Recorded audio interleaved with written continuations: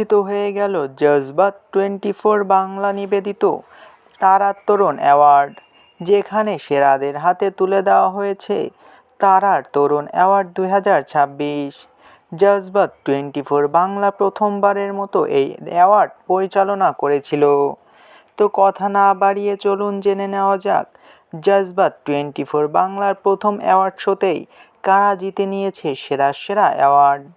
সেরা অভিনেতা হয়েছেন সাত পাকে বাঁধা ধারাবাহিক থেকে রাহুল মজুমদার।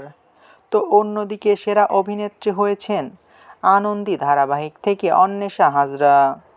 বছরের সেরা জুটি হয়েছেন কথা ধারাবাহিক থেকে সাহেব ভট্টাচার্য ও সুস্মিতা দে। সেরা নতুন অভিনেতা সিনেমাতে হয়েছেন লহ গৌরাঙ্গের নামরে সিনেমার জন্য দিব্যজ্যোতি দত্ত। সেরা পরিচালক হয়েছেন সুমন দাস। সেরা অভিনেতা সিনেমার হয়েছেন একেন বাবু সিনেমার জন্য Anirban Chakraborty. Life time achievement award পেয়েছেন অভিনেত্রী শকুন্তলা বড়ুয়া। ধারাবাহিকে সেরা সহ অভিনেত্রী হয়েছেন অনুরাগের ছোঁয়া ধারাবাহিকের জন্য সৌমিলি চক্রবর্তী ও আনন্দী ধারাবাহিকের জন্য অর্পিতা মুখার্জি।